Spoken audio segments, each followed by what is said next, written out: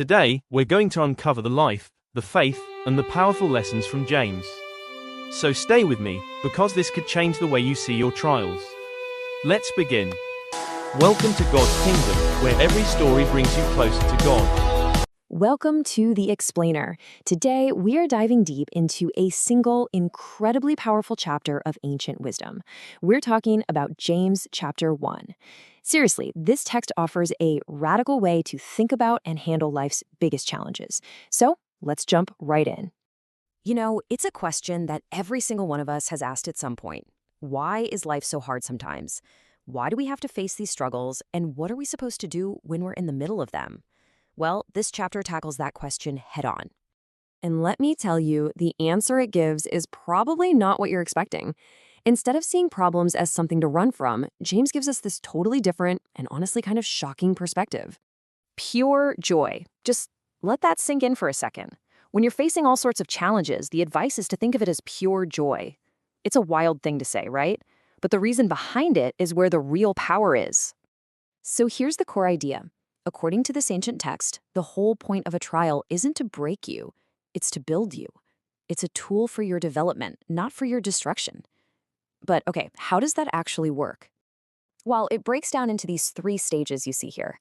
First, trials come along and they test your faith. That testing, in turn, produces perseverance. You know, that grit to just keep going. And finally, it's that perseverance that makes you mature and complete. It's like your faith grows by being tested, not by having an easy ride. Okay, so trials can actually be good for us. That alone is a massive mindset shift. But just knowing that doesn't make it any easier to walk through the fire, does it? So how are we supposed to actually navigate these storms? This is the really practical question, isn't it? It's one thing to get the why, but what we really need is the how. If you're stuck in a mess and you just don't know what to do, James gives one very, very clear piece of advice. The answer is simple. Ask God for wisdom. And we get this perfect little guide on how to do it. First, just ask God directly. Second, you should expect him to give it to you generously. Third, know that he's not going to find fault with you for asking. And fourth, and this is a big one, you have to actually believe and not get bogged down by doubt. And this metaphor is just brilliant for what happens if you do doubt. You become like a wave, just tossed around, unstable, with no real direction. The idea here is that faith isn't just about asking a question. It's about trusting the one you're asking for the answer. Then, the chapter just completely flips our normal way of thinking about status upside down. He tells those who are poor to be proud of their high standing, and tells the rich to be proud of their humility, because their wealth is fleeting, just like a wildflower. It's a total reversal of how the world sees things. Now, the chapter makes a really critical distinction. We've been talking about trials, which are these external pressures. But what about temptation? You know, that internal pull to do the wrong thing. Where does that come from? James is crystal clear on this point. While God might test our faith through trials, he never, ever tempts anyone to do evil. So if temptation isn't coming from God, what's its source? The source is, well, us. It traces the path right back to our own hearts. It all starts with our own desires. When we get dragged away and enticed by that desire, it gives birth to sin.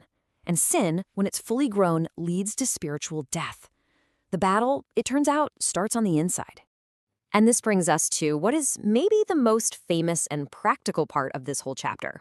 See, it's not enough to just listen and understand all these ideas. The real test is putting them into practice. This is all about hearing versus doing. This analogy is so powerful. I mean, can you imagine looking in the mirror, seeing your hair is a total mess, or you have food on your face, and then just walking away and completely forgetting what you saw? It's absurd. But that's exactly what it's like to hear truth and then do absolutely nothing about it. It's useless information. So you have these 2 responses. The person who just hears, takes a quick glance, walks away, and forgets. But the person who actually does something, they look intently, they keep on looking, and most importantly, they act on it. The real blessing doesn't come from just hearing, it comes from the doing. So if the goal is to be a doer, what does that actually look like in real life? Well, James doesn't just leave it as some abstract idea, he gets incredibly specific about what he calls true religion. And you know what? It turns out that this true active faith isn't some super complicated mystery.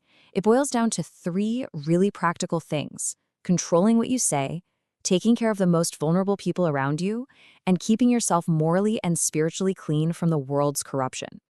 And that right there, that's really the main point that echoes through this entire chapter. It's a powerful call to action. Belief is where it starts, but the proof, the evidence of that belief, is found in what we actually do. So let's do a quick recap of our journey through James chapter 1. First, trials are there to grow you, not to break you. Second, God gives wisdom generously to anyone who asks in faith. Third, temptation is an inside job. It starts with our own desires. Fourth, don't just be a hearer of the word. You have to be a doer. And finally, true faith is always, always proven by action. And we'll leave you with this final thought, which just perfectly captures the spirit of this chapter. It's a total reframing of our struggles. So ask yourself this. What if the challenge you're facing right now isn't meant to destroy you, but is actually the very tool being used to shape you into who you're meant to be? Thank you for watching our video. Like, share, and subscribe for more.